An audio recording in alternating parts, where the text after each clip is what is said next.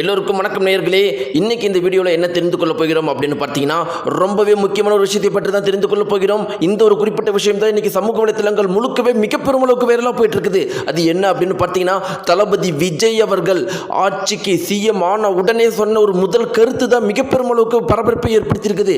இப்போ எல்லாருமே இதை பற்றி தான் பேசிட்டு இருக்கிறாங்க. அப்படி என்ன கருத்தை சொன்னார், எதனால் இது மிக பெருமளவுக்கு பரபரப்பை ஏற்படுத்தியிருக்குது, அந்த ஒரு கருத்து என்ன அப்படிங்கிற அந்த முக்கியமான விஷயத்தை பற்றி தான் நம்ம தெரிந்து கொள்ள போகிறோம்.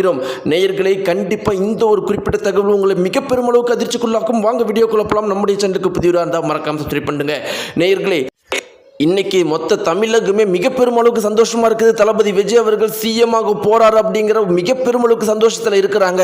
இத்தனைக்கும் பார்த்தீங்கன்னா, நேற்று வரைக்கும் எல்லாரும் என்ன சொல்லிட்டு இருந்தாங்க அப்படின்னு பார்த்தீங்கன்னா, என்னங்க எதனால என்னுடைய தளபதி விஜய் அவர்கள் போய் மற்ற கட்சிங்கிட்ட கெஞ்சணும், முடிஞ்சா ரீஎலெக்ஷன் வைங்க, ஒட்டுமொத்த தமிழகத்தில் இருக்கிற 234 சீட்டும் தாவேக்கா தான் வெல்லும், 200க்கும் மேற்பட்ட சீட்டுகள் உறுதி, அதனால எங்களுடைய அண்ணனை போய் யார்கிட்டையுமே கெஞ்ச விடாதீங்க, அது எங்களுக்கு மிக பெருமளவுக்கு கஷ்டமா இருக்குது, உடனடியாக ரீஎலெக்ஷன் வைங்க அப்படிங்கிற ஒரு விஷயத்தை தான் நேற்று வரைக்கும் சொல்லிட்டே இருந்தாங்க.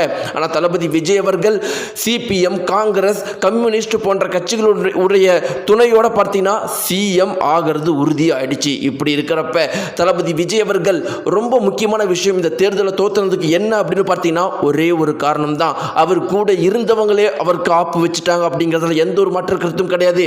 அவர் தன்னுடைய மனைவியா 30 வருடம் கூட இருந்த தன்னுடைய பெண் கரெக்டாக எலெக்ஷனுக்கு 30 நாட்களுக்கு முன்னாடி ஒரு டைவர்ஸ் அப்ளை பண்ணிட்டு அவருக்கு மிகப்பெரிய அளவுக்கு கெட்ட பேரையும் அதற்கும் மேலே ஒரு மன உளைச்சலையும் கொடுத்துட்டு போயிட்டாங்க.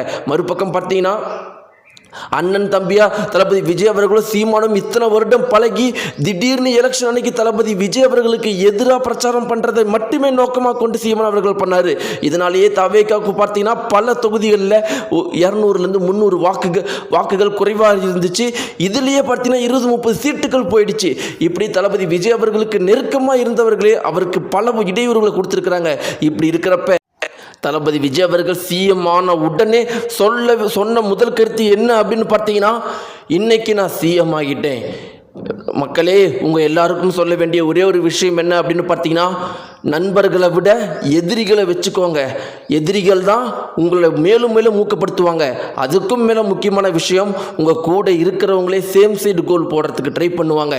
அதுலேயும் நீங்கள் உஷாராக இருந்து உங்களுடைய குறிக்கோளை நோக்கி போங்க. ஒரு யானையை நோக்கி நாம் அந்த அம்பை எரியறது தான் பெரிய விஷயம். ஒரு முயல் மேலே அம்பு எரியறது பெரிய விஷயம் கிடையாது. அதனால் வாழ்க்கையில் என்றைக்குமே பெரிய குறிக்கோளை மட்டும் வைங்க. உங்கள் கூட இருக்கிறவங்க உங்களுக்கு எதிராக இருந்தாலும், உங்களுடைய எதிரி மிகப்பெரிய ஆளாக இருந்தாலும் உங்களுடைய வழியில் போங்க, நீங்கள் வெற்றி பெறுவீங்க அப்படிங்கிற விஷயத்தை தான் சொல்லியிருக்காரு. அப்படிங்கிறது தான் மிகப்பெரிய முக்கியமான விஷயம். அதை யாருக்காக சொல்லியிருக்காரு அப்படிங்கிறத மக்கள் புரிஞ்சுப்பாங்க அப்படிங்கிறதுல தளபதி விஜய் அவர்கள் உறுதியாக இருக்கிறார். நேயர்களே, இதை பற்றி உங்களுடைய கருத்தில் மறக்காமல் தெரிவிங்க. தளபதி விஜய் அவர்களுடைய இந்த கருத்து சரிதானா அப்படிங்கிறதையும் மறக்காம கீழே கமெண்ட் பாக்ஸ்ல தெரிவிங்க. நன்றி.